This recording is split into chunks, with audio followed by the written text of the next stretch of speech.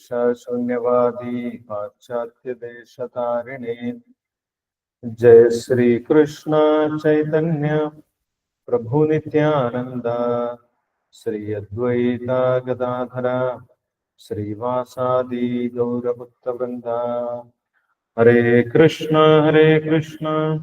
कृष्ण कृष्ण हरे हरे हरे राम राम राम हरे हरे। ओम नमो भगवते वासुदेवाय। ओम नमो भगवते वासुदेवाय।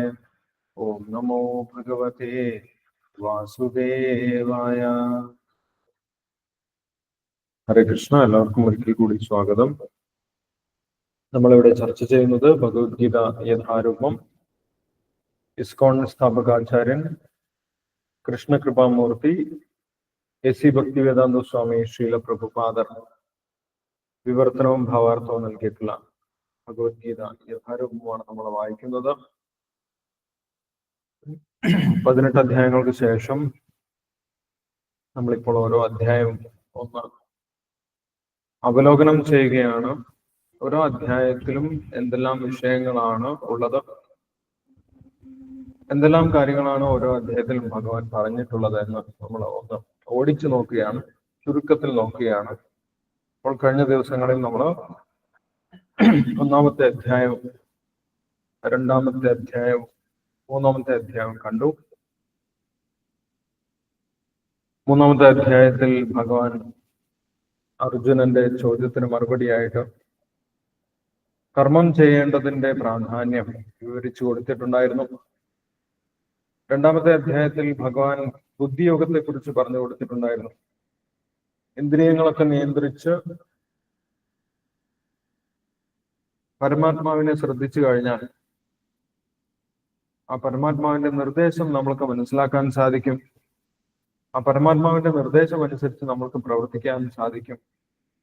അങ്ങനെ ജീവിതകാലം മുഴുവൻ ഇന്ദ്രിയ നിയന്ത്രണത്തോടു കൂടി ഇരുന്നു കഴിഞ്ഞാൽ ആ വ്യക്തിക്ക്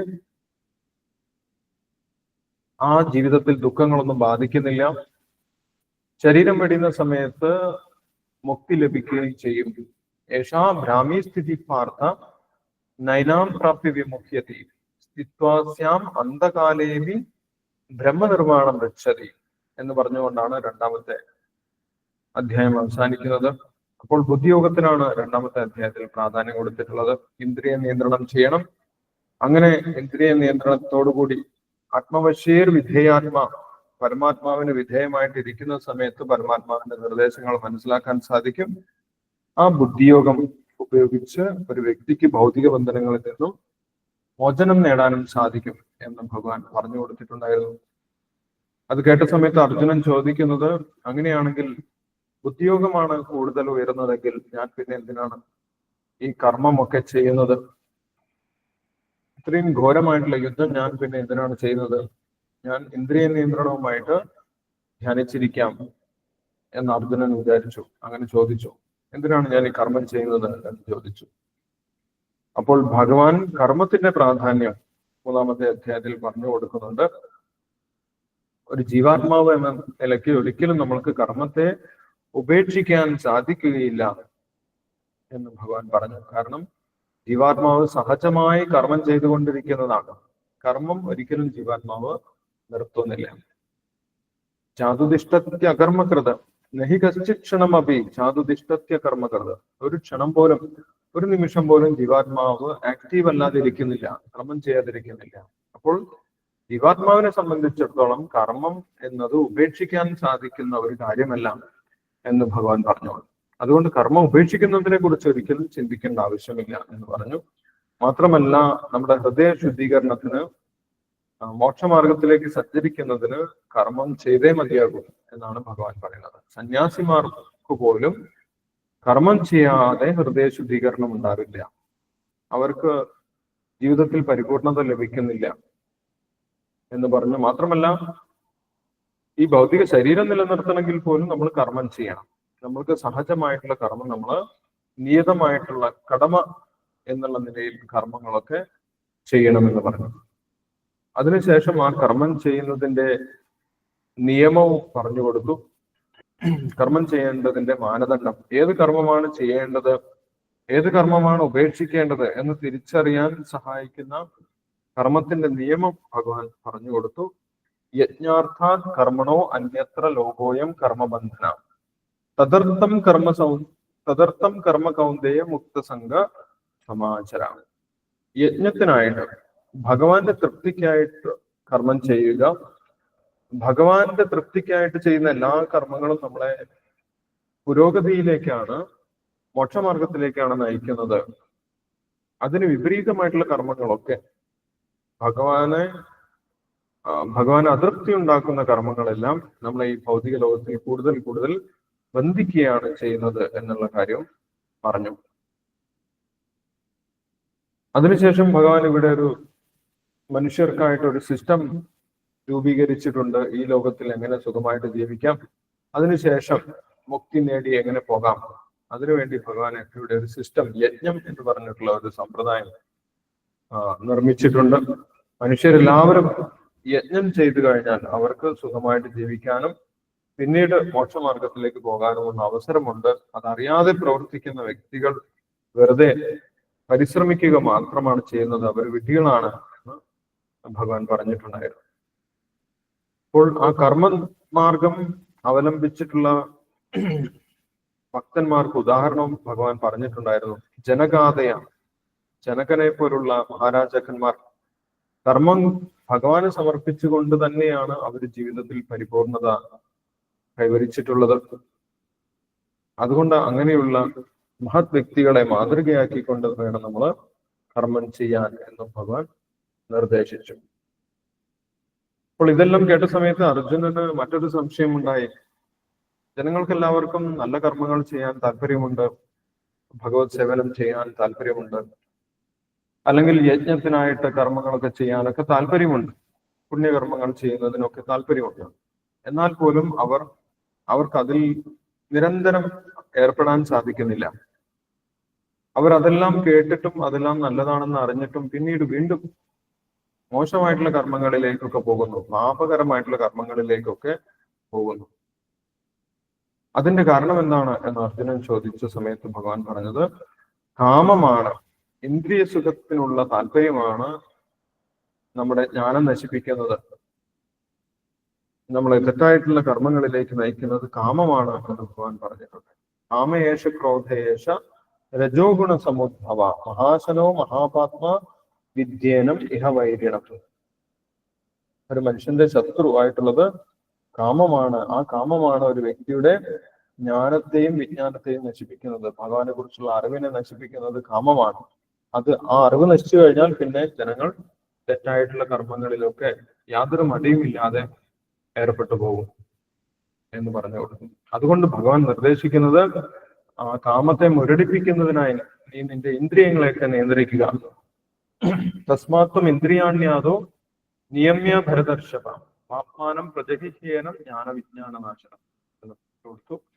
ഇനി ആ കാമത്തെ എങ്ങനെയാണ് ജയിക്കുന്നത് അതിനുള്ള വിദ്യയും ഭഗവാൻ പറഞ്ഞു കൊടുത്തു. അങ്ങനെയാണ് 3-ാമത്തെ അധ്യായം ഭഗവാൻ ചുരുക്കുന്നത്. ഏവം ബുദ്ധേ പരം ബുദ്ധ സംതഭ്യാത്മാനമാത്മന ജഹി ശത്രും മഹാബാഹോ കാമരൂപം ദുരാസത. ഏറ്റവും ഉന്നതമായിട്ടുള്ള പരമസത്യത്തെ കുറിച്ച് അറിഞ്ഞു കഴിഞ്ഞാൽ, ബുദ്ധി കൊണ്ട് അറിഞ്ഞു കഴിഞ്ഞാൽ, ഏവം ബുദ്ധേ പരം ബുദ്ധ, ഏറ്റവും ഉന്നതമായതിനെ കുറിച്ച് അറിയണം. അതായത് പരമസത്യത്തെ കുറിച്ച് അറിയണം, അല്ലെങ്കിൽ ഭഗവാനെ കുറിച്ച് അറിയണം. ആ ഭഗവാനെ കുറിച്ച് നമ്മുടെ ബുദ്ധിയിൽ ജ്ഞാനം ലഭിച്ചു കഴിഞ്ഞാൽ, ഭഗവാനെ കുറിച്ച് അറിഞ്ഞു കഴിഞ്ഞാൽ നമ്മുടെ ബുദ്ധി പരിശുദ്ധമായിട്ട് മാറും. പിന്നീട് ആ ബുദ്ധിയെ കാമം ഉപദ്രവിക്കുന്നില്ല. ശുദ്ധമായിട്ടുള്ള ബുദ്ധിയെ കാമം ഉപദ്രവിക്കുന്നില്ല. അങ്ങനെ നമ്മൾക്ക് കാമത്തിൽ നിന്നും രക്ഷപ്പെടാൻ സാധിക്കും എന്നാണ് ഭഗവാൻ പറയുന്നത്. അതിന് പരമസത്യത്തെ കുറിച്ച് അറിയണം, അല്ലെങ്കിൽ ഭഗവാനെ കുറിച്ച് അറിയണം. അതിനുവേണ്ടി നമ്മുടെ ബുദ്ധി ഉപയോഗിക്കണം. സാധാരണഗതിയിൽ ബുദ്ധി ഭൗതിക വിഷയങ്ങളെ കുറിച്ച് ചിന്തിക്കുന്നവരാണ് ഉപയോഗിക്കുന്നത്. അതിനു പകരം ഭഗവാനെ കുറിച്ച് അറിയുന്നതിന് വേണ്ടി നമ്മുടെ ബുദ്ധിയെ ഉപയോഗിച്ചു കഴിഞ്ഞാൽ ആ ബുദ്ധി ശുദ്ധമാവുകയും പിന്നീട് കാമത്തിന്റെ ഉപദ്രവം ഇല്ലാതാവുകയും ചെയ്യും എന്ന് ഭഗവാൻ പറഞ്ഞു. അതിനുശേഷം ഈ അധ്യായത്തിൽ, 4-ാമത്തെ അധ്യായത്തിൽ, ഭഗവാനെ കുറിച്ച് എങ്ങനെയാണ് അറിയുന്നത്, അതിനുള്ള ശരിയായിട്ടുള്ള മാർഗം എന്താണ്, ഭഗവാനെ കുറിച്ചുള്ള അറിവ് എവിടുന്നാണ് ഉത്ഭവിക്കുന്നത്, ഭഗവാന്റെ അവതാര ഉദ്ദേശം എന്താണ് ഇതെല്ലാം ഈ അധ്യായത്തിൽ പറയുന്നത്. അപ്പോൾ കഴിഞ്ഞ അധ്യായത്തിന്റെ തുടർച്ച തന്നെയാണ്. ഭഗവാൻ പറഞ്ഞു ഏവം ബുദ്ധേ പരം ബുദ്ധ, ഏറ്റവും ഉന്നതമായിട്ടുള്ളതിനെ കുറിച്ച് അറിയണം. അതായത് പരമമായിട്ടുള്ള സത്യത്തെ കുറിച്ച് അറിയണം, അല്ലെങ്കിൽ ഭഗവാനെ കുറിച്ച് അറിയണം. ഇത് ശുദ്ധമായിട്ടുള്ള ജ്ഞാനമാണ്. ഈ ശുദ്ധമായിട്ടുള്ള ജ്ഞാനം കൊണ്ട്, ജ്ഞാനം ഏറ്റവും പവിത്രമാണ് എന്ന് ഭഗവാൻ പറയുന്നത്. നമ്മളെ ശുദ്ധീകരിക്കുന്നതാണ്. ആ ഭഗവാനെ കുറിച്ചുള്ള ജ്ഞാനം നമ്മൾ സ്വീകരിച്ചു കഴിഞ്ഞാൽ നമ്മുടെ ബുദ്ധി വിശുദ്ധമാവുകയും പിന്നീട് കാമത്തിന്റെ ഉപദ്രവം ഇല്ലാതാവുകയും മോക്ഷമാർഗത്തിൽ ഒരു വ്യക്തിക്ക് സഞ്ചരിക്കാൻ വളരെ ലളിതമായിട്ട് സാധിക്കുകയും ചെയ്യും. ജ്ഞാനത്തിന്റെ പ്രാധാന്യമാണ്, ഭഗവാനെ കുറിച്ചുള്ള അറിവിന്റെ പ്രാധാന്യമാണ് ഇവിടെ ഈ അധ്യായത്തിൽ പറയുന്നത്. കഴിഞ്ഞ അധ്യായത്തിൽ കർമ്മം ഉപേക്ഷിക്കാൻ സാധിക്കില്ല, അതുകൊണ്ട് ഭഗവാന് വേണ്ടി കർമ്മം ചെയ്യണം എന്ന് പറഞ്ഞു. ഈ അധ്യായത്തിൽ ഭഗവാനെ കുറിച്ച് അറിയണം എന്നും പറഞ്ഞിട്ടുണ്ട്. അപ്പോൾ ഭഗവാന്റെ ഭക്തനാകുന്നതിനുള്ള ഒരു ആദ്യപടിയാണ് ഭഗവാനെ കുറിച്ച് അറിയുക എന്നുള്ളത്. ഭഗവാനെ കുറിച്ച് അറിയാതെ നമ്മൾക്ക് പൂർണ്ണമായിട്ടും ഭഗവാന്റെ സേവന കർമ്മങ്ങളിൽ മുഴുകാൻ സാധിക്കില്ല. ഭഗവാനെ കുറിച്ച് അറിഞ്ഞാൽ തന്നെ നമ്മുടെ എല്ലാവിധ ദോഷങ്ങളും ഇല്ലാതായി ബുദ്ധിശുദ്ധമായ ആത്മീയ മാർഗത്തിൽ സഞ്ചരിക്കാൻ സാധിക്കും എന്നാണ് ഈ അധ്യായത്തിൽ പറയുന്നത്. നമ്മൾക്ക് നോക്കാം. അധ്യായം 4 അതീന്ദ്രിയ ജ്ഞാനം എന്നാണ് ശ്രീല പ്രഭുപാദർ ഈ അധ്യായത്തിന് കൊടുത്തിട്ടുള്ള പേര്. ഭഗവാൻ തന്നെ പറയുന്നതാണ് ആദ്യത്തെ ശ്ലോകം. ശ്രീ ഭഗവാൻ വാച ഇമം വിവസ്വതേ യോഗം പ്രോക്തവാൻ അഹമവ്യയം വിവസ്വാൻ മനവേ പ്രാഹ മനു ഇക്ഷാകവേ അബ്രവീത്. ഭഗവാനെ കുറിച്ചുള്ള ഈ ഒരു ജ്ഞാനം ഭഗവാൻ തന്നെയാണ് ആദ്യം പറഞ്ഞിട്ടുള്ളത് എന്ന് പറഞ്ഞു. പ്രോക്തവാൻ അഹം, ഞാൻ തന്നെയാണ് പറഞ്ഞിട്ടുള്ളത്. അത് മാറ്റമില്ലാത്ത ജ്ഞാനമാണ്, അവ്യയം. എല്ലാ കാലത്തും ഭഗവാനെ കുറിച്ചുള്ള ജ്ഞാനം ഒരേപോലെ തന്നെയാണ്, അതിൽ യാതൊരു മാറ്റവുമില്ല. കാരണം എന്താണ്? ഭഗവാൻ യാതൊരു മാറ്റവുമില്ല. അതുപോലെ ഭഗവാനെ കുറിച്ചുള്ള ജ്ഞാനത്തിനും ഒരു മാറ്റവുമില്ല എന്ന് പറഞ്ഞു. ഇത് പണ്ട് കാലത്ത് ഭഗവാൻ തന്നെ മുൻപൊരിക്കൽ സൂര്യദേവനായിട്ടുള്ള വിവസ്വാന് ഉപദേശിച്ചിട്ടുണ്ടായിരുന്നു എന്നാണ് പറയുന്നത്. ഇമം വിവസ്വതേ യോഗം, വിവസ്വാൻ എന്നാണ് ഇന്നത്തെ കാലത്തെ സൂര്യദേവന്റെ പേര്. വിവസ്വാൻ മനവേ പ്രാഹ മനു ഇക്ഷാകവേ അബ്രവീത്. വിവസ്വാന്റെ പുത്രനായിട്ടുള്ള വൈവസ്വത മനുവിന് ഈ ജ്ഞാനം, ഭഗവാനെ കുറിച്ചുള്ള ജ്ഞാനം ഉപദേശിച്ചു. ആ മനു തന്റെ പുത്രനായിട്ടുള്ള ഇക്ഷാകുവിനും ഉപദേശിച്ചിട്ടുണ്ടായിരുന്നു. ഇങ്ങനെ ഗുരുപരമ്പരയിലൂടെ ഭഗവാനെ കുറിച്ചുള്ള ജ്ഞാനം ആ മഹർഷീശ്വരന്മാർക്ക്, ആ രാജർഷിമാർക്ക് ലഭിച്ചിട്ടുണ്ടായിരുന്നു എന്നാണ് പറയുന്നത്. അപ്പൊ ഭഗവാനെ കുറിച്ച് അറിയണമെങ്കിൽ ആര് തന്നെ പറയണം? ഭഗവാൻ തന്നെ പറയണം. ഭഗവാനിൽ നിന്ന് ആരംഭിക്കുന്ന ഗുരുപരമ്പരയിലൂടെയാണ് നമ്മൾ ഭഗവാനെ കുറിച്ച് കേൾക്കേണ്ടത്. അല്ലാതെ ഊഹാപോഹങ്ങളിലൂടെ നമുക്ക് ഒരിക്കലും ഭഗവാനെ കുറിച്ച് മനസ്സിലാക്കാൻ സാധിക്കുകയില്ല. അതാണ് രണ്ടാമത്തെ ശ്ലോകത്തിൽ പറയുന്നത്. ഏവം പരമ്പരാപ്രാപ്തം ഇമം രാജർഷിയോ വിദുഹു സകാലേനേഹ മഹതാ യോഗോ നഷ്ട പരന്തമ. കൃത്യമായിട്ടുള്ള ഗുരുപരമ്പരയിലൂടെ ഭഗവാനെ കുറിച്ചുള്ള ജ്ഞാനം ജനങ്ങളിലേക്ക് എത്തിയിട്ടുണ്ടായിരുന്നു. ആദ്യം രാജർഷിമാർക്ക്, ഋഷിതുല്യരായിട്ടുള്ള രാജാക്കന്മാർക്ക് ഭഗവാനെ കുറിച്ച് അറിയാമായിരുന്നു. അവർ ഭഗവാന് വേണ്ടി രാജ്യം ഭരിച്ചു. മാത്രമല്ല ഭഗവാനെ കുറിച്ചുള്ള ജ്ഞാനം ജനങ്ങൾക്ക് പകർന്നു നൽകുകയും ചെയ്തിട്ടുണ്ടായിരുന്നു. പൃഥു മഹാരാജാവൊക്കെ അതിന് ഉദാഹരണമാണ്, ഭാഗവതത്തിൽ നമുക്ക് കാണാൻ സാധിക്കും. പക്ഷെ പിന്നീട് കാലക്രമേണ ഭഗവാനെ കുറിച്ചുള്ള ജ്ഞാനം നഷ്ടപ്പെട്ടു പോയി എന്നും ഭഗവാൻ പറയുന്നുണ്ട്. കാലേനേഹ മഹതാ യോഗോ നഷ്ടപരന്തമ. ലക്ഷക്കണക്കിന് വർഷങ്ങൾ മുന്നോട്ട് പോയ സമയത്ത് ഈ ജ്ഞാനം അടുത്ത തലമുറയിലേക്ക് കൈമാറാതെ, അല്ലെങ്കിൽ അടുത്ത തലമുറ അത് സ്വീകരിക്കാതെ, വേണ്ട രീതിയിൽ കൈകാര്യം ചെയ്യാതെ അത് നഷ്ടപ്പെട്ടു പോയി എന്നും പറയുന്നു. അപ്പോൾ ഭഗവാന് ഈ രഹസ്യജ്ഞാനം, ഭഗവാനെ കുറിച്ചുള്ള രഹസ്യജ്ഞാനം, മോക്ഷത്തിലേക്ക് നയിക്കുന്ന ഈ ജ്ഞാനം വീണ്ടും ഉപദേശിക്കണമെന്ന് താല്പര്യമുണ്ട്. കാരണം മുൻകാലത്തെ പരമ്പര മുറിഞ്ഞുപോയി. അപ്പോൾ അർജുനനിലൂടെ ഈ ജ്ഞാനം വീണ്ടും സമൂഹത്തിൽ വ്യാപിക്കണം എന്നാണ് ഭഗവാൻ ഉദ്ദേശിക്കുന്നത്. അതുകൊണ്ട് അർജുനന് ഈ ജ്ഞാനം ഉപദേശിക്കാൻ ഭഗവാൻ തയ്യാറായി. അപ്പോൾ അർജുനൻ ഇവിടെ ഒരു ചോദ്യം ചോദിക്കുന്നുണ്ട്. എന്താണ് ചോദ്യം ചോദിക്കുന്നത്? ഭഗവാൻ പറഞ്ഞ എല്ലാ കാര്യങ്ങളും അർജുനൻ അതേപോലെ തൊണ്ട തൊടാതെ വിഴുങ്ങുന്നില്ല. അങ്ങ് പറഞ്ഞതെല്ലാം ശരി, യെസ് സാർ എന്ന് പറഞ്ഞിട്ട് കേൾക്കുന്നില്ല. അർജുനൻ വളരെ വിമർശനാത്മകമായിട്ടുള്ള ബുദ്ധിയോട് കൂടിയിട്ടാണ് ഭഗവാൻ പറയുന്നതൊക്കെ കേൾക്കുന്നത്. ഭഗവാൻ പറഞ്ഞു, ഇതേ ജ്ഞാനം ഞാൻ മുൻപ് സൂര്യദേവൻ ഉപദേശിച്ചിട്ടുണ്ടായിരുന്നു എന്ന് പറഞ്ഞു. അപ്പോൾ അതെങ്ങനെയാണ് സംഭവിച്ചത് എന്നാണ് അർജുനൻ ചോദിക്കുന്നത് 4ാമത്തെ ശ്ലോകത്തിൽ. അപരം ഭവതോ ജന്മ പരം ജന്മ വിവസ്വത കഥമേതദ് വിജാനീയ ത്വമാദോ പ്രോക്തമാക്കി. സൂര്യദേവന്റെ കാലഘട്ടം അല്ലെങ്കിൽ സൂര്യദേവൻ ജനിച്ചതൊക്കെ പിന്നീട് വൈവസ്വത മനു ജനിച്ചതും ഇക്ഷാക് ജനിച്ചതും ഒക്കെ എത്രയോ ലക്ഷക്കണക്കിന് വർഷം മുന്നെയാണ്, അല്ലെങ്കിൽ കോടിക്കണക്കിന് വർഷം മുന്നെയാണ്. അന്നത്തെ കാലത്ത് അങ്ങ് എങ്ങനെയാണ് ഈ ജ്ഞാനം അവർക്ക് കൊടുത്തത്? അതെങ്ങനെയാണ് എനിക്ക് മനസ്സിലാക്കാൻ സാധിക്കുന്നത്? കാരണം നമ്മൾ രണ്ടുപേരും ഒരേ പ്രായക്കാരല്ലേ, നമ്മൾ രണ്ടുപേരും ഒരേ പ്രായക്കാരാണ്, ഒരു 100 വയസ്സ് കഴിഞ്ഞിട്ടുള്ള ആളുകളാണ്. അപ്പോൾ കോടിക്കണക്കിന് വർഷം മുന്നേ അങ്ങ് വിവസ്വാനം ഉപദേശിച്ചു എന്ന് പറയുന്ന സമയത്ത് അതെങ്ങനെയാണ് ഞാൻ മനസ്സിലാക്കേണ്ടത്? അതെങ്ങനെ സാധിക്കും എന്നാണ് അർജുനൻ ചോദിക്കുന്നത്. അപ്പോൾ അതിന് ഭഗവാൻ മറുപടി നൽകുന്നതാണ് 5ാമത്തെ ശ്ലോകത്തിൽ. ബഹൂനിമേ വ്യതീതാനി ജന്മാനി തപചാർജുന താന്യഹം വേദ സർവാണി നത്വം വേദ പരന്തമ. ഭഗവാൻ പറയുന്നു, ഇത് നമ്മൾ തമ്മിൽ ആദ്യത്തെ ജന്മമല്ല, നമ്മൾ തമ്മിൽ ഒരേ ലീലയിൽ പങ്കെടുക്കുന്നത് ആദ്യമായിട്ടല്ല, നമ്മൾ ഒരുപാട് ജന്മങ്ങളിൽ വന്നിട്ടുണ്ട് എന്നാണ് ഭഗവാൻ പറയുന്നത്. അപ്പോൾ മുൻകാലത്തിൽ എടുത്തിട്ടുള്ള ഒരു അവതാരത്തിലാണ് ഭഗവാൻ വിവസ്വാന് ഭഗവത്ഗീത ഉപദേശിച്ചു കൊടുത്തിട്ടുള്ളത്. ആ സമയത്ത് അർജുനനും ഉണ്ടായിരുന്നു, അർജുനൻ കൂടെ ഉണ്ടായിരുന്നു. പക്ഷെ എന്താണ് പ്രശ്നം? താന്യഹം വേദ സർവാണി നത്വം വേദ പരന്തമ. എനിക്കതെല്ലാം ഓർമ്മയുണ്ട്, നിനക്കത് ഓർമ്മിക്കാൻ സാധിക്കുകയില്ല എന്നാണ് ഭഗവാൻ പറയുന്നത്. അപ്പോൾ ഇവിടെ ജീവാത്മാവും പരമാത്മാവും തമ്മിലുള്ള വ്യത്യാസം ഭഗവാൻ എടുത്തു പറയുന്നുണ്ട്. ഭഗവാൻ ഒരിക്കലും ഒന്നും മറക്കുന്നില്ല. കാരണം ഭഗവാൻ ഭൗതികമായിട്ടുള്ള ഒരു ശരീരം സ്വീകരിക്കാത്തത് കൊണ്ട് ഭഗവാൻ ഒരിക്കലും ഒന്നും മറക്കുന്നില്ല. അർജുനൻ ജീവാത്മാവായതുകൊണ്ട് വ്യത്യസ്തമായിട്ടുള്ള ശരീരങ്ങൾ ഓരോ ജന്മത്തിലും എടുക്കുന്നു. അതുകൊണ്ട് പൂർവ്വജന്മത്തിലെ കാര്യങ്ങളൊക്കെ മറന്നുപോകും. ജീവാത്മാവിന്റെ സ്വഭാവമാണ് മറവി, പരമാത്മാവിന് മറവിയില്ല എന്നുള്ള കാര്യം ഭഗവാൻ ഇവിടെ വ്യക്തമാക്കുന്നുണ്ട്. അപ്പോൾ എനിക്കിതെല്ലാം കൃത്യമായിട്ട്, നീ ആ ജന്മത്തിൽ ചെയ്ത കാര്യങ്ങളൊക്കെ എനിക്ക് വളരെ കൃത്യമായിട്ട് ഓർമ്മയുണ്ട് എന്ന് ഭഗവാൻ പറയും.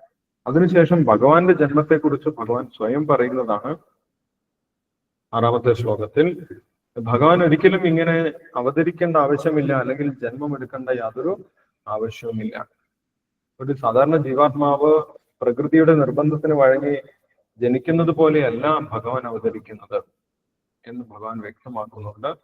ഭഗവാൻ പറയുന്നു, അജോബിസൻ അഭയാത്മാ ഭൂതാനാം ഈശ്വരോബിസൻ പ്രകൃതിൻ സ്വാം അധിഷ്ഠായ സംഭവാമി ആത്മമായ. ഞാൻ അജനാണ്, ഒരിക്കലും ജനിക്കേണ്ടാത്തവനാണ്. പക്ഷേ സംഭവാമി ആത്മമായ. ആത്മമായ, മായ എന്ന് പറയുന്നത് കാരുണ്യം എന്നും അർത്ഥമുണ്ട്. ഭഗവാന്റെ കാരുണ്യം കൊണ്ടാണ് ഭഗവാൻ ഇവിടെ അവതരിക്കും. അല്ലാതെ ഭഗവാന് സ്വയം ജനിക്കേണ്ട യാതൊരു ആവശ്യവുമില്ല. ഭഗവാൻ അച്ഛനാണ്, ജനിക്കേണ്ടാത്തവനാണ്, ഒരിക്കലും ജനിക്കേണ്ട ആവശ്യം ഭഗവാനില്ല എന്ന് പറയുന്നു. അപ്പോൾ ഒരു സാധാരണ ജീവാത്മാവ് ജനിക്കുന്നത് പോലെയല്ല ഭഗവാൻ അവതരിക്കുന്നത്. ഭഗവാൻ സ്വന്തം ഇഷ്ടപ്രകാരം അവതരിക്കുന്നതാണ്. ജീവാത്മാക്കൾ പ്രകൃതിയുടെ നിയമത്തിന് വഴങ്ങി അവര് നിർബന്ധപൂർവം ജനിക്കപ്പെടുന്നതാണ്. ജനിച്ചതിന് ശേഷമാണ് അവർ മനസ്സിലാക്കുന്നത് ഞാൻ ജനിച്ചിട്ടുണ്ട് എന്നുള്ള കാര്യം. പക്ഷെ ഭഗവാൻ അങ്ങനെയല്ല എന്ന് പറയുന്നു. അതിനുശേഷം ഭഗവാന്റെ അവതാര ഉദ്ദേശം, എന്തിനാണ് ഭഗവാൻ അവതരിക്കുന്നത്? ഭഗവാന്റെ അവതാര ഉദ്ദേശമാണ് 7ാമത്തെയും 8ാമത്തെയും ശ്ലോകത്തിൽ പറയുന്നത്. യഥാ യഥാ ഹി ധർമ്മസ്യ ഗ്ലാനിർഭവതി ഭാരത അഭ്യുത്ഥാനം അധർമ്മസ്യ തദാത്മാനം സൃജാമ്യഹം. ധർമ്മത്തിന് ഗ്ലാനി, എല്ലാവരും ഭഗവാനെ മറന്നു ജീവിക്കാൻ തുടങ്ങുന്ന സമയത്ത്, അഭ്യുത്ഥാനം അധർമ്മസ്യ, അധർമ്മം ഉയർന്നു വരുന്ന സമയത്ത്, ജനങ്ങളിൽ ഭൂരിഭാഗവും ഭഗവാനെ മറന്നു ജീവിക്കുന്ന സമയത്താണ് ഭഗവാനെ കുറിച്ചുള്ള രഹസ്യം, ഭഗവാനെ കുറിച്ചുള്ള ജ്ഞാനം വീണ്ടും പകർന്നു നൽകുന്നതിനും ഭഗവാനെ കുറിച്ച് ഓർമ്മിപ്പിക്കുന്നതിനുമാണ് ഭഗവാൻ അവതരിക്കുന്നത് എന്ന് പറയുന്നു. പരിത്രാണായ സാധൂനാം വിനാശായ ച ദുഷ്കൃതാം ധർമ്മ സംസ്ഥാപനാർത്ഥായ സംഭവാമി യുഗേ യുഗേ. ഭഗവാനെ ശരണം പ്രാപിച്ചിട്ടുള്ള ഭഗവാന്റെ ഭക്തന്മാരെ പരിത്രാണനം ചെയ്യിക്കുന്നതിന്, അവരെ തന്റെ ലോകത്തിലേക്ക്, ആത്മീയ ലോകത്തിലേക്ക്, വൈകുണ്ഠ ലോകത്തിലേക്ക് തിരിച്ചു കൊണ്ടുപോകുന്നതിന്, പരിത്രാണായ സാധൂനാം, ഭഗവാനെ ശരണം പ്രാപിച്ചിട്ടുള്ളവരെ തിരിച്ച് ഭഗവാന്റെ ലോകത്തിലേക്ക് കൊണ്ടുപോകുന്നതിനും, വിനാശായ ച ദുഷ്കൃതാം, ഭൂമിക്ക് ഭാരമായിട്ട് അധർമ്മം പ്രവർത്തിക്കുന്നവരെ നശിപ്പിക്കുന്നതിനും വേണ്ടിയാണ് ഭഗവാൻ അവതരിക്കുന്നത് എന്നാണ് പറയുന്നത്.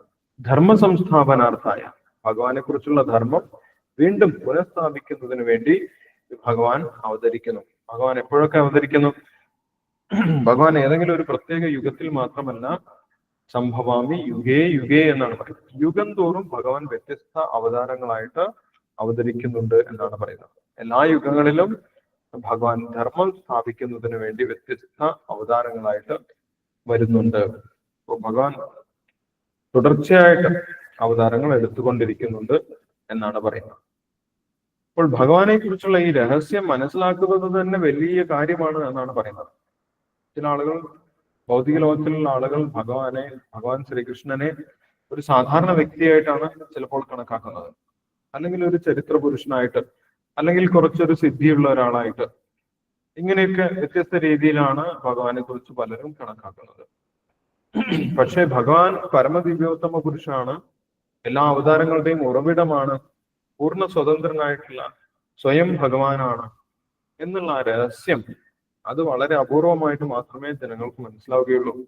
ഗുരുപരമ്പരയിലൂടെ മാത്രമേ അത് മനസ്സിലാക്കാൻ സാധിക്കുള്ളൂ. അത് മനസ്സിലാക്കിയാൽ തന്നെ മുക്തിയാണ് എന്നാണ് അടുത്ത ശ്ലോകത്തിൽ ഭഗവാൻ പറയുന്നത്. 9ാമത്തെ ശ്ലോകത്തിൽ ഭഗവാൻ ശ്രീകൃഷ്ണനെ കുറിച്ചുള്ള രഹസ്യം മനസ്സിലാക്കിയാൽ തന്നെ പിന്നെ പുനർജന്മമില്ല. അത് ബോധ്യപ്പെട്ടാൽ, ഭഗവാനെ കുറിച്ചുള്ള സത്യം ബോധ്യപ്പെട്ടു കഴിഞ്ഞാൽ പിന്നെ പുനർജന്മമില്ല എന്നാണ് 9ാമത്തെ ശ്ലോകത്തിൽ ഭഗവാൻ പറയുന്നത്. ജന്മകർമ്മചമേ ദിവ്യം ഏവം യോ വേത്തി തത്വതഃ തെക്വാ ദേഹം പുനർജന്മനൈതി മാമേതി സോർജന. ആരാണോ ഭഗവാന്റെ ദിവ്യമായിട്ടുള്ള, ഭഗവാന്റെ ജന്മവും കർമ്മവും സാധാരണമല്ല, ഒരു സാധാരണ ജീവാത്മാവ് ജനിക്കുന്നതും കർമ്മങ്ങൾ ചെയ്യുന്നത് പോലെയും അല്ല ഭഗവാൻ കർമ്മങ്ങൾ ചെയ്യുന്നതും അവതരിക്കുന്നത്. ആ ഭഗവാന്റെ ദിവ്യമായിട്ടുള്ള ലീലകളെ കുറിച്ച് മനസ്സിലാക്കിയ വ്യക്തി യോ വേത്തി തത്വതഃ, ഭഗവാന്റെ ജന്മത്തിന്റെ യാഥാർത്ഥ്യം തത്വത്തിൽ യാഥാർത്ഥ്യത്തിൽ മനസ്സിലാക്കിയിട്ടുള്ള ഒരു വ്യക്തി ശരീരം ത്യജിച്ചു കഴിഞ്ഞാൽ തിക്വാ ദേഹം പുനർജന്മനേതി, ആ വ്യക്തിക്ക് പിന്നെ പുനർജന്മമില്ല, വീണ്ടും ശരീരം സ്വീകരിക്കേണ്ട ആവശ്യമില്ല എന്നാണ് പറയുന്നത്. അപ്പോൾ ആ ജീവാത്മാവ് എങ്ങോട്ട് പോകും? മാമേതി സോർജന, ആ ജീവാത്മാവ് ഭഗവാന്റെ അടുത്തേക്ക് തന്നെ തിരിച്ചു പോകും എന്നാണ് പറയുന്നത്. അപ്പോൾ മോക്ഷം ലഭിക്കുക എന്ന് പറയുന്നത് വളരെ ഭക്തന്മാർക്ക് വളരെ എളുപ്പമാണ്. ഭഗവാനെ കുറിച്ചുള്ള സത്യം മനസ്സിലാക്കിയാൽ മതി. ഭഗവാന്റെ ലീലകൾ മനസ്സിലാക്കി അത് സത്യമാണെന്ന് ബോധ്യപ്പെട്ടു കഴിഞ്ഞാൽ പിന്നെ പുനർജന്മം സ്വീകരിക്കേണ്ട ആവശ്യമില്ല എന്നാണ് ഭഗവാൻ പറയുന്നത്. പക്ഷെ ഇത് അത്ര എളുപ്പമല്ല. എല്ലാവർക്കും അത്ര എളുപ്പത്തിൽ ഭഗവാന്റെ അവതാരത്തെ അംഗീകരിക്കാനോ അല്ലെങ്കിൽ ഭഗവാനെ കുറിച്ചുള്ള സത്യം അതേപടി ഉൾക്കൊള്ളാനോ സാധിക്കുകയില്ല. എന്താണ് അതിന് തടസ്സമായിട്ട് നിൽക്കുന്നത്? അത് ഭഗവാൻ നേരത്തെ പറഞ്ഞിട്ടുള്ളത് പോലെയുള്ള കാമമാണ് തടസ്സമായിട്ട് നിൽക്കുന്നത്. ആ കാമം ഒരുപാട് ജന്മങ്ങളിലുള്ള ജ്ഞാന തപസ്സിലൂടെ ഇല്ലാതായവർക്ക് മാത്രമേ ഭഗവാനെ അതേപടി അംഗീകരിക്കാൻ സാധിക്കുള്ളൂ എന്നാണ് 10ാമത്തെ ശ്ലോകത്തിൽ ഭഗവാൻ പറയുന്നത്. വീതരാഗ ഭയക്രോധ മന്മയാ മാമുപാശ്രിത ബഹവോ ജ്ഞാനതപസാ ഭൂതാം അദ്ഭാവമാക്കുക. ഒരു ജീവാത്മാവ് ശുദ്ധി നേടണം. ഒരുപാട് ജന്മങ്ങളിലെ ജ്ഞാനം കൊണ്ടും തപസ് കൊണ്ടും ശുദ്ധി നേടിയ ജീവാത്മാക്കൾക്ക് വളരെ എളുപ്പത്തിൽ ഭഗവാനിൽ വിശ്വാസം ഉണ്ടാവുകയും ഭഗവാന്റെ വാക്കുകളിലും ഭഗവാന്റെ ഭക്തന്മാരിലും വളരെയധികം വിശ്വാസം ഉണ്ടാവുകയും ഭഗവാനെ കുറിച്ചുള്ള സത്യം അവർ അതേപടി സ്വീകരിക്കുകയും ചെയ്യും. അത് ശുദ്ധരായിട്ടുള്ള ജീവാത്മാക്കൾക്കാണ് സാധിക്കുന്നത് എന്നുള്ള കാര്യം ഭഗവാൻ പറഞ്ഞു. അങ്ങനെ ഭഗവാനെ ശരണം പ്രാപിക്കുന്നതിനനുസരിച്ച് ഭഗവാൻ അവർക്ക് സംരക്ഷണം നൽകുകയും ചെയ്യും എന്നാണ് 11ാമത്തെ ശ്ലോകത്തിൽ പറയുന്നത്. യേ യഥാമാ പ്രപദ്യന്തേ തം തഥൈവ ഭജാമ്യഹം മമ വർത്തമാനവർത്തന്തേ മനുഷ്യ പാർത്ഥ സർവശം. എല്ലാ ജീവജാലങ്ങളും യഥാർത്ഥത്തിൽ ഭഗവാനെ തന്നെയാണ് അന്വേഷിക്കുന്നത്. എത്രത്തോളം ഭഗവാനെ കുറിച്ച് ഒരു വ്യക്തിക്ക് മനസ്സിലായിട്ടുണ്ടോ, എത്രത്തോളം ഭഗവാനെ ഒരു വ്യക്തി ശരണം പ്രാപിക്കുന്നുണ്ടോ, അതിനനുസരിച്ച് അത്രത്തോളം ഭഗവാന്റെ സംരക്ഷണവും നൽകും എന്നാണ് ഭഗവാൻ പറയുന്നത്. പക്ഷെ സാധാരണഗതിയിൽ ഭഗവാന്റെ സംരക്ഷണത്തിലേക്ക് വരുന്നത് വളരെ ചുരുക്കം പേരാണ്. ഈ ഭൗതിക ലോകത്തിൽ സാധാരണ എല്ലാവർക്കും ഭൗതിക നേട്ടങ്ങളാണ് ആവശ്യം. ഞാൻ എന്തെങ്കിലും വഴിപാട് ചെയ്യാം, അതിന് എനിക്ക് എന്തെങ്കിലും നേട്ടം ഉണ്ടാകണം, അല്ലെങ്കിൽ ഞാൻ എന്തെങ്കിലും യജ്ഞങ്ങളൊക്കെ ചെയ്യാം, അതിന് എനിക്കൊരു ഫലം ലഭിക്കണം എന്ന് വിചാരിച്ച് അവര് വ്യത്യസ്ത യജ്ഞങ്ങളും വഴിപാടുകളും ഒക്കെ ചെയ്യുകയാണ് ചെയ്യുന്നത്. അല്ലാതെ ഈശ്വരനെ അന്വേഷിക്കുന്നവർ വളരെ കുറവാണ് എന്നുള്ള കാര്യം 12ാമത്തെ ശ്ലോകത്തിൽ ഭഗവാൻ പറയുന്നുണ്ട്. കാഞ്ചന്ത കർമ്മണാം സിദ്ധിം യജന്ത ഇഹദേവതാഹ ക്ഷിപ്രം ഹി മാനുഷേ ലോകെ സിദ്ധിർഭവതി കർമ്മച. പെട്ടെന്ന് എന്തെങ്കിലും നേട്ടം ലഭിക്കുന്നതിന് വേണ്ടി, ഭൗതികമായിട്ടുള്ള നേട്ടങ്ങൾ ലഭിക്കുന്നതിന് വേണ്ടി സാധാരണ ജനങ്ങൾ എന്താണ് ചെയ്യുന്നത്? ഏതെങ്കിലും ഒരു ദേവന് ഒരു വഴിപാട് ചെയ്യും, അല്ലെങ്കിൽ ദേവന്റെ ആരാധന ചെയ്യും. അതിന് പെട്ടെന്ന് അവർക്ക് ബലം ലഭിക്കുകയും ചെയ്യും. ഭഗവാനെ കുറിച്ച് അറിയാനും ഭഗവാനിലേക്ക് തിരിയാനും വളരെ കുറച്ച് ആളുകൾ മാത്രമേ വരികയുള്ളൂ എന്നാണ് ഭഗവാൻ തന്നെ പറയുന്നത്. അപ്പോൾ ഭഗവാനെ കുറിച്ച് അറിയുന്നതിന് ഭഗവാൻ ഒരു പദ്ധതി തയ്യാറാക്കിയിട്ടുണ്ട് സമൂഹത്തിൽ. ക്രമേണ പടിപടിയായിട്ട് ജനങ്ങൾക്ക് ശുദ്ധി ഉണ്ടാകുന്നതിനും ഭഗവാനെ കുറിച്ച് മനസ്സിലാക്കുന്നതിനും ഭഗവാൻ സൃഷ്ടിച്ചിട്ടുള്ളതാണ് ചാതുർവർണ്ണ്യം എന്നുള്ള ആ സമ്പ്രദായം. കലിയുഗത്തിൽ അത് പൂർണ്ണമായിട്ട് നശിച്ചുപോയി. ഇന്ന് യഥാർത്ഥ ചാതുർവർണ്ണ്യമില്ല. ചാതുർവർണ്ണത്തിന്റെ ഉദ്ദേശം ഭഗവാനെ തൃപ്തിപ്പെടുത്തുന്ന രീതിയിൽ പ്രവർത്തിക്കാനും ഭഗവാനെ കുറിച്ചുള്ള സത്യം ബോധ്യപ്പെടുന്നതിനുമാണ് ചാതുർവർണ്ണ്യം എന്നുള്ള സിസ്റ്റം ഭഗവാൻ തന്നെ സൃഷ്ടിച്ചിട്ടുള്ളത്. അത് ഭഗവാൻ തന്നെ സൃഷ്ടിച്ചതാണ് എന്ന് 13ാമത്തെ ശ്ലോകത്തിൽ പറയുന്നു. ചാതുർവർണ്ണ്യം മയാ സൃഷ്ടം ഗുണകർമ്മ വിഭാഗശ തസ്യ കർത്താരം അഭിമാം വിദ്യകർത്താരം അവ്യയം. ചാതുർവർണ്ണ്യം ഭഗവാൻ സൃഷ്ടിച്ചതാണെങ്കിലും ഭഗവാന് അതിൽ യാതൊരു കർമ്മവുമില്ല ഭഗവാൻ പറയും. ഭഗവാൻ ഒരിക്കലും ചാതുർവർണ്ണ്യം അനുസരിച്ച് പ്രവർത്തിക്കേണ്ട ആവശ്യമില്ല. ഭഗവാൻ ബ്രാഹ്മണനാണോ, ക്ഷത്രിയനാണോ, വൈശ്യനാണോ, ശൂദ്രനാണോ എന്ന് ചോദിച്ചു കഴിഞ്ഞാൽ ഭഗവാൻ ഇതൊന്നുമല്ല. ഭഗവാൻ ചാതുർവർണ്ണ്യം സൃഷ്ടിച്ചിട്ടുള്ള വ്യക്തിയാണ്. ഭഗവാൻ ചതുർവർണ്ണത്തിൽ പെടുന്ന വ്യക്തിയല്ല. കാരണം ത്രിഗുണങ്ങളിൽ പെട്ടിട്ടുള്ള ജീവാത്മാക്കൾക്ക് വേണ്ടിയാണ് ഭഗവാൻ ചാതുർവർണ്ണ്യം സൃഷ്ടിച്ചിട്ടുള്ളത്. ഭഗവാൻ ത്രിഗുണങ്ങളാൽ ബാധിക്കപ്പെടാത്ത ഒരു വ്യക്തിയാണ് എന്ന അടുത്ത ശ്ലോകത്തിൽ ഭഗവാൻ പറയുന്നുണ്ട്. നമാം കർമാണി ലിംബത്തെ നമേ കർമ്മഫലേ സ്പൃഹ ഇതിമാം യോപിജാനാതി കർമ്മഭ്യർ നസമത്യത. ഈ ഭൗതിക ലോകത്തിലെ കർമ്മങ്ങളോ ഗുണങ്ങളോ ഒന്നും ഒരിക്കലും ഭഗവാനെ ബാധിക്കുന്നില്ല. പക്ഷെ ആളുകൾ വിചാരിക്കുന്നത് ഭഗവാനും കർമ്മമുണ്ട്, അല്ലെ?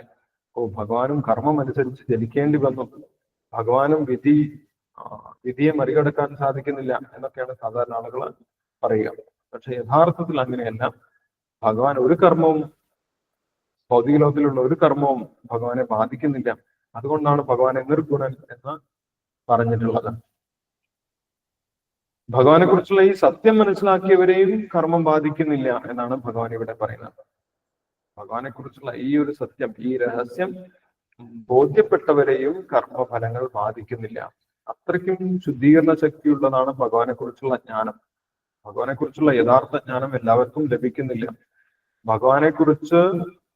ഭഗവാനെ കർമ്മങ്ങൾ ബാധിക്കുന്നില്ല എന്നുള്ള സത്യം മനസ്സിലാക്കിയവർക്ക് പോലും അവരെ പൂർവകർമ്മങ്ങൾ ബാധിക്കുന്നില്ല എന്നാണ് 14ാമത്തെ ശ്ലോകത്തിൽ പറയുന്നത്. ഇതിമാം യോപിജാനാതി. ആരാണോ എന്നെ കുറിച്ചുള്ള ഈ സത്യം മനസ്സിലാക്കിയിട്ടുള്ളത്, ആർക്കാണോ ബോധ്യപ്പെട്ടിട്ടുള്ളത്, കർമ്മഭീർ നസബദ്ധ്യത, അവൻ പോലും കർമ്മത്തിൽ ബന്ധിക്കപ്പെടുന്നില്ല എന്നാണ്. അപ്പൊ ഭഗവാനെ കുറിച്ചുള്ള ഓരോ ജ്ഞാനത്തിനും അതിൻ്റെതായിട്ടുള്ള പ്രാധാന്യമുണ്ട്. അപ്പൊ ഭഗവാനെ കുറിച്ചുള്ള സത്യം അറിഞ്ഞതുകൊണ്ടാണ് പൂർവികരായിട്ടുള്ള മോക്ഷാർത്ഥികൾ, പണ്ടൊക്കെ മോക്ഷം പ്രാപിച്ചിട്ടുള്ള വ്യക്തികൾ, ഉന്നതരായിട്ടുള്ള വ്യക്തികൾ, മഹാജനങ്ങൾ, അവരൊക്കെ ഭഗവാനെ കുറിച്ച് അറിഞ്ഞതുകൊണ്ടാണ് മോക്ഷം പ്രാപിച്ചിട്ടുള്ളത് എന്നാണ് 15ാമത്തെ ശ്ലോകത്തിൽ പറയുന്നത്. ഏവം ജ്ഞാത്വാകൃതം കർമ്മ പൂർവൈരപി മുമുക്ഷുഭി കുരു കർമ്മൈവ തസ്മാത്വം പൂർവതരം കൃതം എന്ന് പറയുന്നു. 15ാമത്തെ ശ്ലോകത്തിൽ പറയുന്നു, ഭഗവാനെ കുറിച്ച് അറിഞ്ഞത് കൊണ്ടാണ് പണ്ട് കാലത്ത് മോക്ഷാർത്ഥികൾ അവർക്ക് മോക്ഷം ലഭിച്ചിട്ടുള്ളത്. നാരദ മഹർഷി ഒരു വലിയ ഉദാഹരണമാണ്. നമ്മൾക്ക് ഭാഗവതത്തിൽ നമ്മൾ വായിച്ചിട്ടുണ്ട്.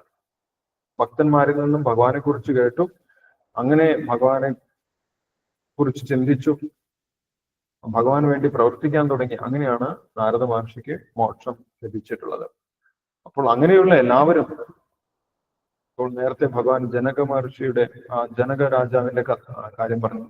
ഇങ്ങനെ ഭഗവാന്റെ ഭക്തന്മാർ, ഭീഷ്മദേവൻ ഭഗവാനെ കുറിച്ചുള്ള സത്യം പൂർണ്ണമായിട്ടും അറിയുന്ന വ്യക്തിയാണ്. അവരൊക്കെ മോക്ഷം പ്രാപിച്ചിട്ടുള്ളത് ഭഗവാനെ കുറിച്ചുള്ള ജ്ഞാനം സ്വീകരിച്ചതിന് ശേഷമാണ് എന്നിവിടെ വ്യക്തമാക്കുന്നുണ്ട്. അപ്പൊ ഭഗവാനെ കുറിച്ചുള്ള ജ്ഞാനം മോക്ഷത്തിന് വളരെ പ്രാധാന്യമുള്ളതാണ്. ഭഗവാനെ കുറിച്ച് അറിയാതെ ഒരു വ്യക്തിക്ക് മോക്ഷം ലഭിക്കുന്നില്ല എന്നാണ് ഇവിടെ പറയുന്നത്. ഭഗവാനെ കുറിച്ച് അറിയാതെ ഒരു വ്യക്തിക്കും മോക്ഷം ലഭിക്കുന്നില്ല. ഏവം ജ്ഞാത്വാ കൃതം കർമ്മ പൂർവൈരപി മുമുക്ഷുഭി കുരു കർമ്മൈവ തസ്മാത്വം പൂർവതരം കൃതം. അപ്പോൾ എല്ലാ ഭക്തന്മാരും അങ്ങനെ തന്നെ ചെയ്താൽ മതി എന്നാണ് ഭഗവാൻ പറയുന്നത്. നമ്മൾ സ്വന്തമായിട്ട് മോക്ഷത്തിന് ഒരു പുതിയ പദ്ധതി ഉണ്ടാക്കേണ്ട ആവശ്യമില്ല. അങ്ങനെ സ്വന്തമായിട്ടുള്ള ഒരു പദ്ധതിയിലൂടെ നമുക്ക് മോക്ഷമാർഗത്തിലേക്ക് എത്തിച്ചേരാൻ സാധിക്കുകയില്ല. ഭഗവാനെ കുറിച്ച് അറിഞ്ഞ് ഭഗവാന്റെ ഭക്തന്മാർ പൂർവികമായിട്ട് എങ്ങനെയാണോ ഭഗവാനെ ആരാധിച്ചത് ആ വഴിയിലൂടെ തന്നെ നമ്മൾ സഞ്ചരിച്ചു കഴിഞ്ഞാൽ നമ്മൾക്കും ആ മാർഗത്തിൽ ഭക്തന്മാർ എത്തിയിട്ടുള്ള ആ മാർഗത്തിൽ എത്തിച്ചേരാൻ സാധിക്കും എന്നാണ് പറയുന്നത്. പൂർവതരം കൃതം. ആദ്യമായിട്ടല്ല ഒരു വ്യക്തിക്ക് മോക്ഷം ലഭിക്കുന്നത്. പൂർവിക കാലത്തൊക്കെ ഒരുപാട് മോക്ഷാർത്ഥികളുണ്ട്. അവർക്കൊക്കെ ഭഗവാനെ കുറിച്ച് അറിഞ്ഞ് അവർ ഭഗവാന്റെ അടുത്തേക്ക് തിരിച്ചു പോയിട്ടുണ്ട്. അവരുടെ പാത പിന്തുടർന്നാൽ മാത്രം മതി എന്നാണ് ഭഗവാൻ പറയുന്നത്.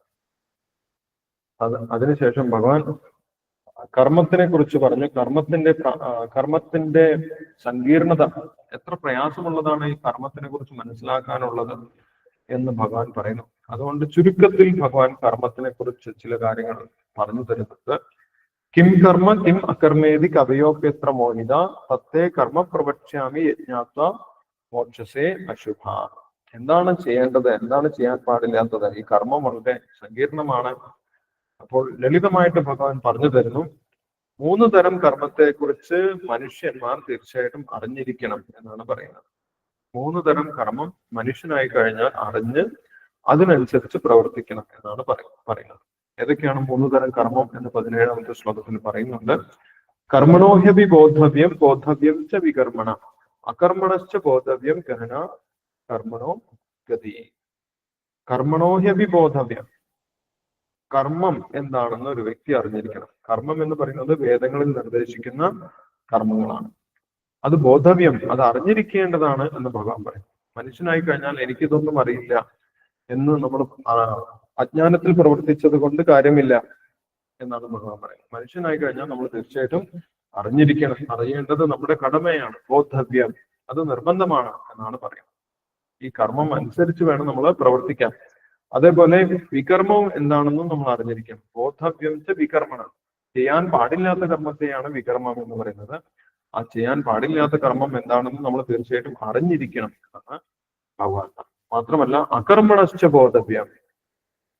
അകർമ്മം, ഭഗവാന്റെ ഭക്തി സേവനം, അത് നമ്മൾ അറിഞ്ഞിരിക്കണം. അകർമ്മണശ്ച ബോധവ്യം ഗഹന കർമ്മണോഗതി. കാരണം കർമ്മത്തിന്റെ റിസൾട്ട് വലിയ ബുദ്ധിമുട്ടുണ്ടാക്കുന്നതാണ്. നമ്മൾ ഒന്നും അറിയാതെ പ്രവർത്തിച്ചാലും നമ്മൾക്ക് അതിന്റെ ഫലം അനുഭവിക്കേണ്ടി വരും, അല്ലെ? തീയിൽ തൊട്ടാൽ പൊള്ളുമെന്ന് കുട്ടിക്ക് അറിയില്ല. പക്ഷേ കുട്ടി തൊട്ടാലും കുട്ടിയുടെ കൈയും പൊള്ളും. എനിക്കറിയില്ലായിരുന്നു, തീയിൽ തൊട്ടാൽ പൊള്ളുമെന്ന് അറിയില്ലായിരുന്നു എന്ന് പറഞ്ഞത് കൊണ്ട് കാര്യമില്ല. ആര് തൊട്ടു കഴിഞ്ഞാലും ആ പ്രകൃതിയുടെ നിയമം അനുസരിച്ച് ഫലം അനുഭവിക്കേണ്ടി വരും. അതുകൊണ്ട് എനിക്കറിയില്ല, എന്താണ് ചെയ്യേണ്ടത് അറിയില്ല എന്ന് പറഞ്ഞിരുന്നത് കൊണ്ട് കാര്യമില്ല എന്നാണ് ഭഗവാൻ പറയുന്നത്. 3 തരം കർമ്മത്തെ കുറിച്ച് നമ്മൾ തീർച്ചയായിട്ടും അറിഞ്ഞിരിക്കണം എന്ന് തന്നെയാണ് ഭഗവാൻ പറയുന്നത്. ബോധവ്യം, അവിടെ കർമ്മണോഹി ഹി എന്ന് പറയുന്നതിന്റെ പ്രാധാന്യം അതാണ്. ഹി തീർച്ചയായിട്ടും അറിഞ്ഞിരിക്കണം എന്ന് ഭഗവാൻ പറയുന്നത്. അങ്ങനെ അറിഞ്ഞ് നമ്മൾ പ്രവർത്തിച്ചു കഴിഞ്ഞാൽ നമ്മൾക്ക് കർമ്മത്തിൽ അകർമ്മത്തെയും അകർമ്മത്തിൽ കർമ്മത്തെയും തിരിച്ചറിയാൻ സാധിക്കുമെന്നാണ് പറയുന്നത്. അത് കുറച്ച് ആ ഭക്തിയിൽ പ്രവർത്തിക്കുന്നവർക്കാണ് കർമ്മം എന്താണെന്നും അകർമ്മം എന്താണെന്നും വളരെ വ്യക്തമായിട്ട് ബോധ്യപ്പെടുന്നത് എന്ന് ഭഗവാൻ പറയുന്നു. അപ്പോൾ അതിനുശേഷം ഈ ജ്ഞാനം, നമ്മൾക്ക് ഈ കർമ്മത്തിനെ കുറിച്ചുള്ള ജ്ഞാനം എങ്ങനെയാണ് ഉണ്ടാകുന്നത്, അതിന് ഉള്ള മാർഗങ്ങളാണ് ഭഗവാൻ പറയുന്നത്. വ്യത്യസ്തമായിട്ടുള്ള യജ്ഞങ്ങൾ ചെയ്യുന്നതിലൂടെ നമ്മൾക്ക് ജ്ഞാനം ഉയർന്നു വരും, നമ്മുടെ ജ്ഞാനം ഉദിച്ചു വരും എന്നാണ് ഭഗവാൻ പറയുന്നത്. ഗതസംഗസ്യ മുക്തസ്യ ജ്ഞാനാവസ്ഥിത ചേതസ യജ്ഞായ ആചരത കർമ്മ സമഗ്രം പ്രവിലീയതേ. യജ്ഞത്തിന് വേണ്ടി നമ്മൾ പ്രവൃത്തികൾ ചെയ്തു കഴിഞ്ഞാൽ നമ്മുടെ ജ്ഞാനം ഉയർന്നു വരും എന്നാണ് പറയുന്നത്. നമുക്ക് ജ്ഞാനത്തിൽ, പൂർണ്ണമായിട്ടുള്ള ജ്ഞാനത്തിൽ ഇരിക്കാൻ സാധിക്കും. ഭൗതികമായിട്ടുള്ള ഇന്ദ്രിയ തൃപ്തി മാത്രം ചെയ്തു പോന്നു കഴിഞ്ഞാൽ നമ്മുടെ ജ്ഞാനം ഉണ്ടാവുകയില്ല. യജ്ഞത്തിന് വേണ്ടി ഭഗവാന്റെ സേവനം ആയിട്ട് നമ്മൾ പ്രവൃത്തി ചെയ്യണം എന്നാണ് പറയുന്നത്. ആ ഭഗവാന്റെ സേവന കർമ്മത്തിനെയാണ് ഇവിടെ ഭഗവാൻ ബ്രഹ്മാർപ്പണം എന്ന് പറയുന്നത്. 24ാമത്തെ ശ്ലോകത്തിൽ കാണാൻ സാധിക്കും. ബ്രഹ്മാർപ്പണം, ബ്രഹ്മഹവിർ, ബ്രഹ്മാത്മോ, ബ്രഹ്മണാഹുതം, ബ്രഹ്മൈവതേന ഗന്തവ്യം, ബ്രഹ്മകർമ്മ സമാധി. നമ്മുടെ എല്ലാവിധ കർമ്മത്തിനെയും ഇല്ലാതാക്കുന്നതാണ് ബ്രഹ്മകർമ്മം എന്ന് പറയുന്നത്, അല്ലെങ്കിൽ ഭഗവാന് വേണ്ടിയിട്ടുള്ള സേവന കർമ്മം. അപ്പോൾ അങ്ങനെയുള്ള സേവന കർമ്മം എല്ലാം ഭഗവാൻ അർപ്പിച്ചുകൊണ്ട് പ്രവർത്തിക്കാനാണ് ഭഗവാൻ പറയുന്നത്. ബ്രഹ്മാർപ്പണം, ബ്രഹ്മഹവിർ, ബ്രഹ്മാത്മോ, ബ്രഹ്മണാഹുതം. ഭഗവാന് വേണ്ടിയിട്ടുള്ള എല്ലാ കർമ്മങ്ങളും ബ്രഹ്മമായിട്ട് മാറും, അല്ലെങ്കിൽ ആത്മീയമായിട്ട് മാറും എന്നാണ് പറയുന്നത്. ഭഗവാനെ കുറിച്ച് കേൾക്കുന്നത് ഒരു ഭൗതികമായിട്ടുള്ള കാര്യമല്ല. ഭഗവാൻ പറയുന്ന വാക്കുകൾ, ഭഗവത്ഗീത ചർച്ച ചെയ്യുന്നത് ഭൗതികമായിട്ടുള്ള കാര്യം സംസാരിക്കുന്നതല്ല, അത് ആത്മീയമായിട്ടുള്ള കാര്യമാണ്, അത് ബ്രഹ്മമാണ്, അല്ലെ? അപ്പോൾ നമ്മുടെ കേൾവി ആത്മീയമായിട്ടുള്ള കാര്യത്തിന് നമ്മൾ അർപ്പിച്ചു, അത് ഒരു യജ്ഞമാണ്, ബ്രഹ്മാർപ്പണം. ഭഗവാന്റെ സേവനത്തിന് എന്തെല്ലാം വസ്തുക്കൾ നമ്മൾ അർപ്പിച്ചു കഴിഞ്ഞാലും അതെല്ലാം ആത്മീയമായിട്ട് മാറുമെന്നാണ് പറയുന്നത്. ബ്രഹ്മാർപ്പണം, ബ്രഹ്മഹവിർ, ആ ബ്രഹ്മത്തിന് സമർപ്പിക്കുന്ന ഹവിസ്, ബ്രഹ്മാത്മോ, ആ യജ്ഞവേദിയിലെ അഗ്നി, ഇതെല്ലാം ബ്രഹ്മമായിട്ട് അല്ലെങ്കിൽ ആത്മീയമായിട്ട് മാറും. ഭഗവാനുമായിട്ട് എന്തെല്ലാം ബന്ധപ്പെട്ടോ അതെല്ലാം ആത്മീയമായിട്ട് മാറുമെന്നാണ് പറയുന്നത്. അപ്പോൾ അങ്ങനെ ആത്മീയമായിട്ടുള്ള കർമ്മങ്ങൾ ചെയ്യുന്നതിന് വേണ്ടി, യജ്ഞങ്ങൾ ചെയ്യുന്നതിന് വേണ്ടിയിട്ടാണ് ഭഗവാൻ നിർദ്ദേശിക്കുന്നത്. അത് ഏറ്റവും ഉയർന്ന തരത്തിലുള്ള യജ്ഞമാണ്, നേരിട്ട് ഭഗവാന് വേണ്ടിയിട്ടുള്ള യജ്ഞങ്ങൾ. ഭഗവാനെ കുറിച്ച് കേൾക്കുക, ഭഗവാനെ കുറിച്ച് സംസാരിക്കുക, ഭഗവാനെ കുറിച്ച് ചിന്തിക്കുക, ഭഗവാന് വേണ്ടി സേവന കർമ്മങ്ങൾ ചെയ്യുക, ഇതെല്ലാം ഏറ്റവും ഉയർന്ന തരത്തിലുള്ള യജ്ഞമാണ്. പെട്ടെന്ന് തന്നെ ജ്ഞാനം നമ്മൾക്ക് നൽകുന്നതാണ് ഈ ഉയർന്ന തരം യജ്ഞങ്ങൾ. ഇനി മറ്റു പലതരത്തിലുള്ള യജ്ഞങ്ങളും ഉണ്ട് എന്നാണ് പറയുന്നത്. അത് ക്രമേണ നമ്മൾക്ക് ഉയർച്ച നൽകുന്നതാണ്. ക്രമേണ നമ്മൾക്ക് ജ്ഞാനം നൽകുന്ന മറ്റു പലതരത്തിലുള്ള യജ്ഞങ്ങളുമുണ്ട്.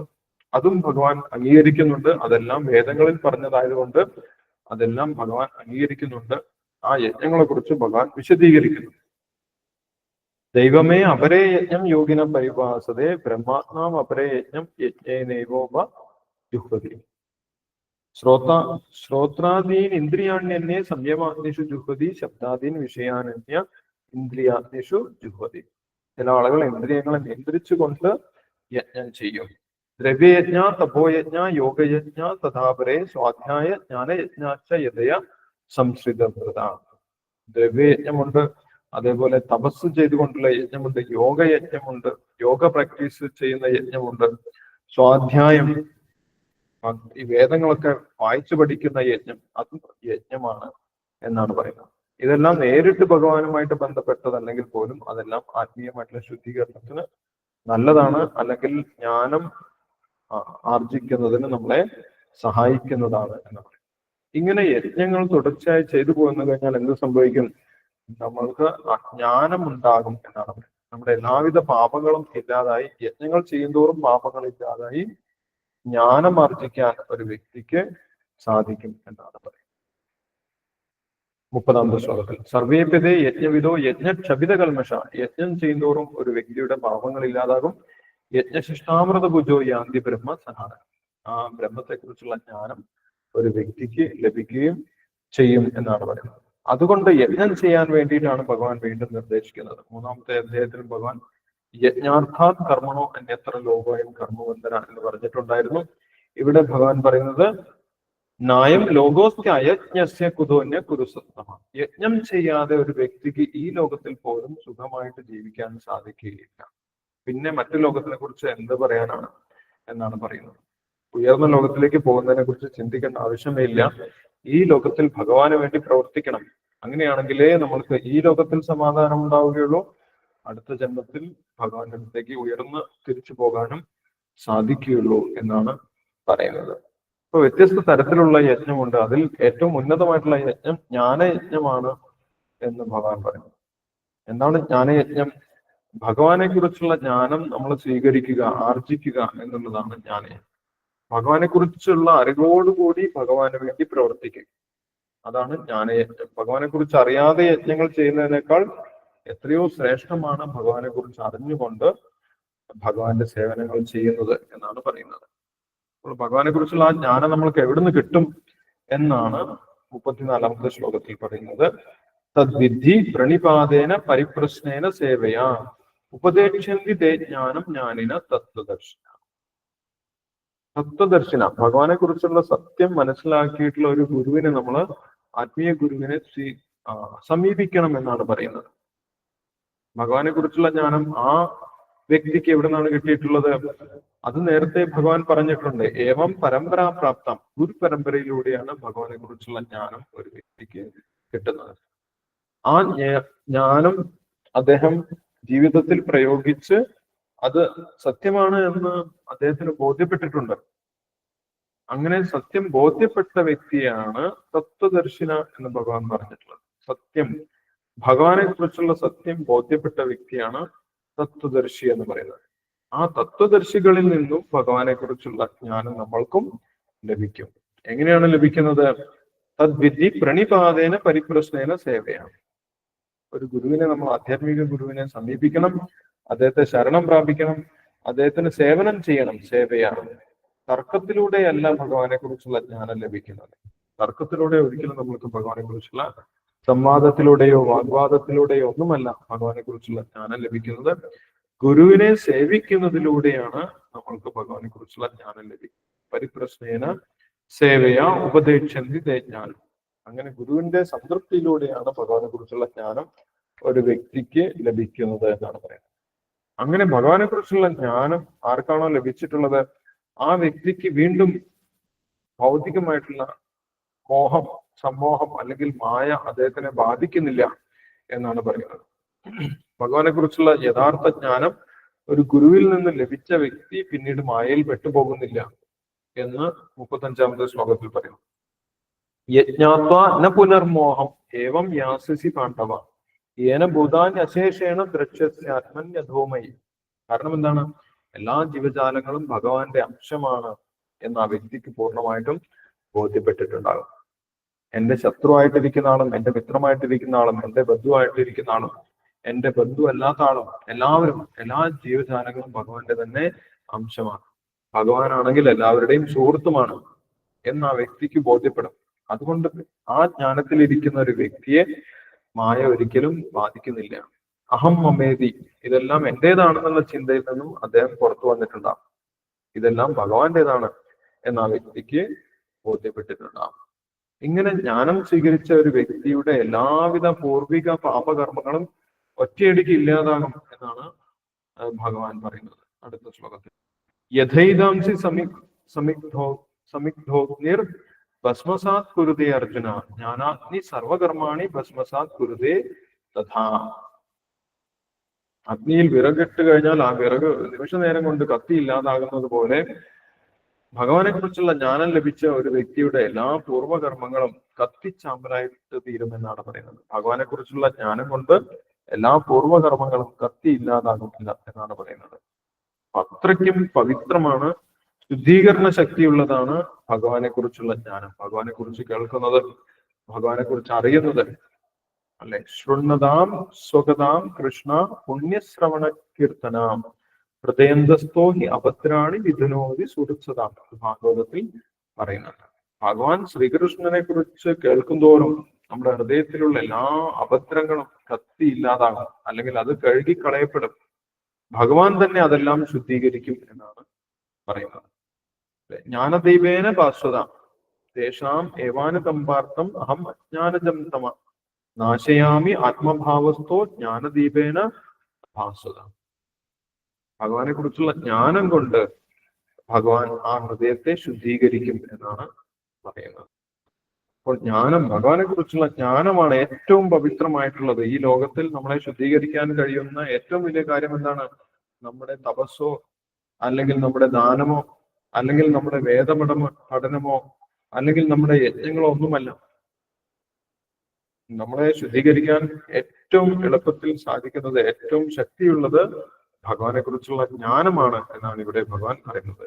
നഹി ജ്ഞാനേന സദൃശം പവിത്രം വിദ്യതേ തത് സ്വയം യോഗ സംസിദ്ധ കാലേനാത്മനി വിന്ദതി.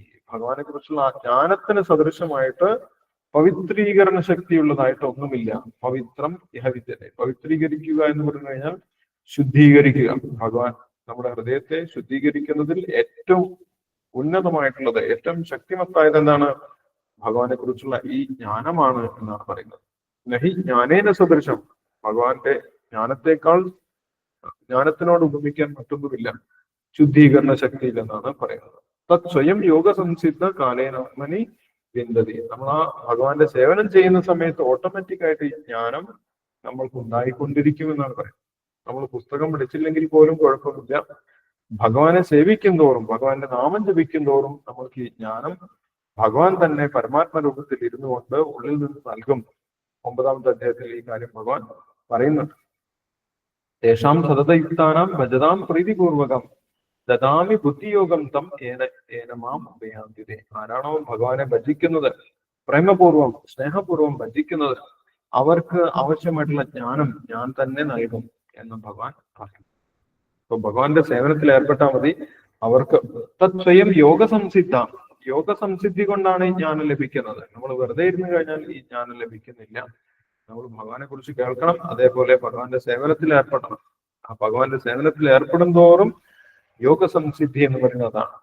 ഭഗവാന്റെ സേവനത്തിൽ ഏർപ്പെടും തോറും ഈ ജ്ഞാനം നമ്മളിൽ തന്നെ ഉണർന്നു വന്നുകൊള്ളും എന്നാണ്. കാലേനാത്മനി വിന്ദതി. കാലക്രമേണ നമ്മൾക്ക് ആ ജ്ഞാനം ആസ്വദിക്കാൻ സാധിക്കും എന്നാണ് പറയുന്നത്. അതിനുള്ള ഒരു യോഗ്യത ഭഗവാൻ പറയുന്നുണ്ട്. ഈ ജ്ഞാനം സ്വീകരിക്കുന്നതിന് ആവശ്യമായിട്ടുള്ള ഒരു യോഗ്യത 39ാമത്തെ ശ്ലോകത്തിൽ പറയുന്നുണ്ട്. ശ്രദ്ധാവാൻ ലഭതേ ജ്ഞാനം തത്പര സംയതേന്ദ്രിയ ജ്ഞാനം ലബ്ധ്വാ പരാം ശാന്തിം അചിരേണാധിഗച്ഛതി. ശ്രദ്ധാവാൻ, വിശ്വാസമുള്ളവർക്കാണ് ഈ ജ്ഞാനം ലഭിക്കുന്നത്. ഭഗവാനിലും ഭഗവാന്റെ വാക്കിലും വിശ്വാസമുള്ളവർക്കാണ് ഈ ജ്ഞാനം ലഭിക്കുന്നത്. ഭഗവാനെ അംഗീകരിക്കാത്തവർക്കും ഭഗവാന്റെ വാക്കിൽ വിശ്വാസമില്ലാത്തവർക്കും ഈ ജ്ഞാനത്തെ സാക്ഷാത്കരിക്കാൻ സാധിക്കുകയില്ല എന്ന് പറയും. തത്പര സംയതേന്ദ്രിയ, അവരെന്ത് വേണം? ഇന്ദ്രിയങ്ങൾ നിയന്ത്രിച്ചുകൊണ്ട് ഭഗവാന്റെ സേവനത്തിന് വേണ്ടി പ്രവർത്തിക്കണം. അപ്പോൾ സ്വാഭാവികമായിട്ടും അവർക്ക് ആ ജ്ഞാനം ഉണ്ടാകും.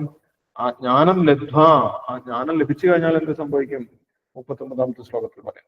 ജ്ഞാനം ലബ്ധ്വാ പരാം ശാന്തി, അവർക്ക് വലിയ സമാധാനം ഉണ്ടാകും. അവരുടെ ഉത്കണ്ഠയൊക്കെ ഇല്ലാതാകും. അല്ലേ? എന്നെ പരിപൂർണമായിട്ടും സംരക്ഷിക്കുന്നത് ഭഗവാൻ തന്നെയാണ്. ഭഗവാന്റെ സംരക്ഷണത്തിൽ എനിക്ക് വളരെ സ്വച്ഛന്തമായിട്ട് മുന്നോട്ട് പോകാൻ സാധിക്കും എന്നാണ് വ്യക്തിക്ക് മനസ്സിലാകും. വാസുദേവ സർവമിതി, ഭഗവാൻ വാസുദേവന്റെ കാരുണ്യത്തിലാണ് ഞാൻ മുന്നോട്ട് പോകുന്നത്. ഞാൻ മാത്രമല്ല, എല്ലാവരും. പക്ഷെ ചില ആളുകൾ അത് മനസ്സിലാക്കുന്നു, ചില ആളുകൾ അത് മനസ്സിലാക്കുന്നില്ല എന്ന് മാത്രമേ ഉള്ളൂ. എന്നാലും ഭഗവാന്റെ സംരക്ഷണത്തിൽ നമ്മൾക്ക് പൂർണ്ണമായിട്ടും സമാധാനപൂർണമായിട്ട് മുന്നോട്ട് പോകാൻ സാധിക്കും. നമ്മൾ ഉത്കണ്ഠപ്പെടേണ്ട ആവശ്യമില്ല. ശുച, ഭഗവാൻ തന്നെ പറയാം, ദുഃഖിക്കേണ്ട ആവശ്യമില്ല എന്ന് ആ വ്യക്തിക്ക് ബോധ്യപ്പെടും. പരാം ശാന്തി അചിരേണാധിഗച്ഛതി, അയാൾക്ക് വേഗത്തിൽ തന്നെ ശാന്തി ലഭിക്കും. പിന്നീട് ഭഗവാൻ സന്നിധിയിലേക്ക് തിരിച്ചു പോകാനും സാധിക്കുമെന്നാണ് പറയുന്നത്. ഇനി ജ്ഞാനം, ഭഗവാനെ കുറിച്ചുള്ള ജ്ഞാനം സ്വീകരിക്കാൻ കഴിയാത്തവരാരൊക്കെയാണ് എന്നും 40ാമത്തെ ശ്ലോകത്തിൽ ഭഗവാൻ പറയുന്നുണ്ട്.